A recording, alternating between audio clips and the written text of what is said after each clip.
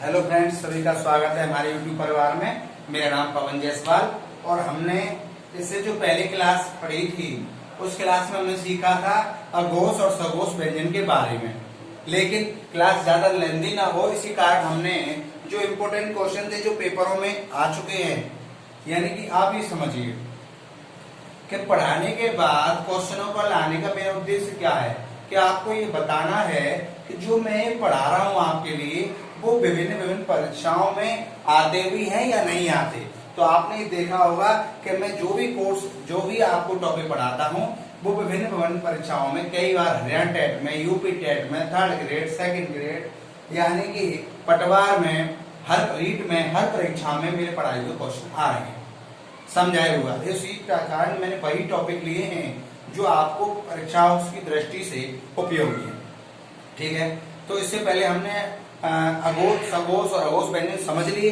अब ये समझेंगे कि हम इसी में से कब कब ये क्वेश्चन आ चुके हैं। ठीक है, तो हमारा अगर आपने चैनल सब्सक्राइब ना किया हो, चैनल सब्सक्राइब कीजिए, क्योंकि डेली न्यू अब क्लासेस प्रोवाइड कराई जाएगी।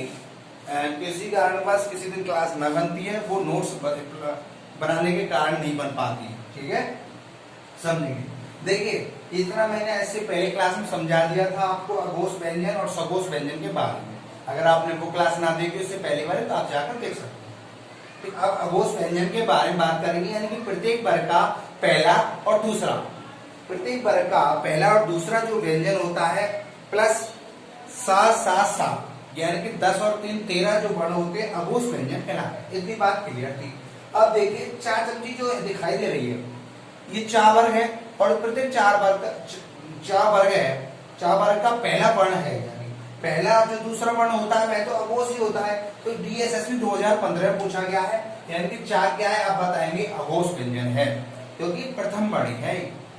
टा वर्ग होता है, ये भी प्रथम वर्ण है।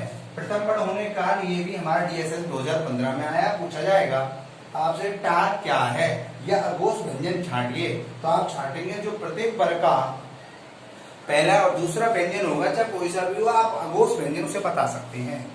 ठीक है, टा भी हमारा क्या है DSSB 2015 में आ चुका अघोष व्यंजन है। छा जो है 4 चमची के बाद आती है छाछातरी, यानी कि दूसरा वर्ण है। और दूसरा वर्ण भी हमारा पहला और दूसरा जो वर्ण होता है वह भी हमारा अघोष व्यंजन होता है। ठीक है, ये तीनों चीज प्रत्येक बार अलग अलग से DSSB 2015 में आ चुके हैं। अब आप पूछा जाएगा खा क्या है या अघोष व्यंजन को छांटिए, बताइए। आप बताएंगे पहला वर्ग यानी का और खा, का और खा। का वर्ग होता है, का में दूसरा वर्ण ये है, तो हमारे हरियाणा टेट 2014 में पूछा गया क्वेश्चन है। फिर आप पूछा जाएगा सा सा, मैंने बताए थे सा तीनों सा जो होते हैं वो अघोष व्यंजन में आते हैं। सा पूछा जाएगा पटवार 2011 और थर्ड ग्रेड 2012 में पूछे गए क्वेश्चन। था पूछा गया, ये क्या है आप बताएंगे अघोष, क्योंकि जो ता वर्ग होता है उसका पहला वर्ण और दूसरा वर्ण दोनों ही उपस्थित है, तो इसी कारण ये भी अघोष व्यंजन कहलाएगा। इतनी बात आपको क्लियर हो चुकी होगी।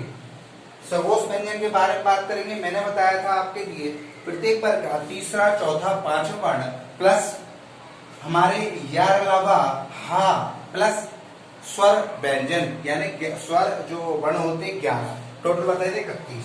ठीक है, अब देखिए आप पूछा जाएगा सघोष व्यंजन नहीं है। आप जिसमें ऑप्शन में टा दे रखा हुआ वो सघोष व्यंजन नहीं है। क्यों नहीं है? क्योंकि भाई ये टा तो जो है अघोष व्यंजन है हमारा, तो ये BED 2014 में आ चुका है। फिर आप पूछा जाएगा छा क्या है, छा सघोष व्यंजन नहीं है। आप पूछा जाएगा छा ऑप्शन में होगा, आप यानी छा नहीं है, क्योंकि छा भी हमारा अघोष व्यंजन होता है। ये थर्ड ग्रेड 2012 में पूछा गया है। पूछा जाएगा आपसे घा क्या है, यानी कि इसमें सघोष व्यंजन को छांटिए। आप बताएंगे घा, क्योंकि प्रत्येक वर्ग का तीसरा, चौथा, ये हमारा चौथा वर्ण होता है, तो ये हमारा कौन सा है सघोष व्यंजन है। यूपी टेट 2013 में आ चुका है। पूछा जाएगा आ क्या है या सघोष व्यंजन बताइए, तो आप देखेंगे कि जो आ जो है हरियाणा टेट 2011 में आ चुका है। ठीक है, क्योंकि इसमें सभी स्वर आते हैं ना 11, वो सघोष व्यंजन में ही आते हैं। ठीक है, पूछा जाएगा आपसे या अघोष व्यंजन नहीं है। कौन सा अघोष व्यंजन है आप देखेंगे या, क्योंकि ये याल जो होता है वो सगोश व्यंजन होता है। ये पटवार 2011 में आ चुका है। आई होप मेरे समझाए हुए क्वेश्चन आपकी समझ में आ चुके होंगे और आपको उनकी मैथ का इंपॉर्टेंस भी पता चल गई होगी कि मैंने जो अभी आपको क्वेश्चन पढ़ाए वो कितने इंपॉर्टेंट है।